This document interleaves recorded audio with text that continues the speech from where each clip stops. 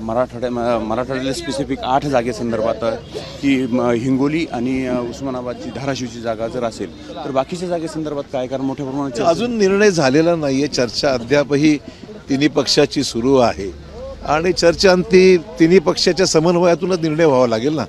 काही जागेवर दावा त्यांचा आहे, काही ठिकाणी काँग्रेसचाही दावा आहे, शिवसेनेची मागणी आहे. त्यामुळे तिन्ही पक्षाच्या समन्वयातून ज्याची शक्यता निवडून यायची जास्त आहे त्यांना जागा दिली पाहिजे असं सर्व मत आहेच. त्याच्यामध्ये काही दुमत कोणाचंच नाही. शेवटी लढत देत असताना यश कोणाला मिळण्याची शक्यता जास्त आहे हाच एकमेव क्रायटेरिया असला पाहिजे. बरं, महाराष्ट्रातली जागेचे 48 जागा आहे, 4-3-1 असा फॉर्म्युला झाला असं बोललं जातं. 4-3 काय 4-3-1 असा फॉर्म्युला झाला म्हणजे 4 जागा सेनेला, 3 जागा काँग्रेसला. कुठल्या पूर्ण महाराष्ट्रातला असा फॉर्म्युला झाला असं काही नाही. असं काही अंतिम झालेलं नाही आणि चर्चा अद्यापही बाकी आहे. उद्या मुंबईत चर्चा सकाळपासून सुरू होईल. उद्या सायंकाळपर्यंत निर्णय होणं अपेक्षित आहे. बरं, मुंबईच्या ज्या जागा आहेत उत्तर, पश्चिम आणि उत्तर या संदर्भात सेनेबरोबर वाद सुरू आहे. वाद नाही आहे, त्यांची मागणी आमची आहे.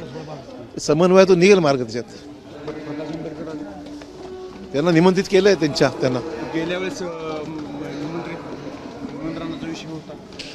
गेल्या वेळेस त्यांना लेखी गेल्या वेळेसचे विषय वेगळे होते. यावेळेस त्यांचा प्रतिसाद दिसतोय. आता कशा पद्धतीने त्यांना घेऊनच महाविकास आघाडीमध्ये त्यांना घ्यावं असंच सर्वांचं मत आहे.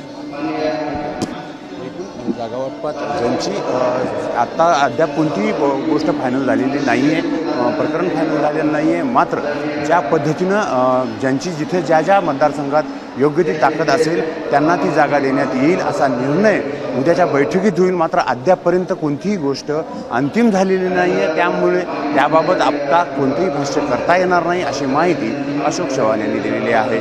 कॅमेरामन काकासाहेब कांबळेसह निशांत बद्रेश्वर, एबीपी माझा, लातूर. एबीपी माझा, उघडा डोळे बघा नीट.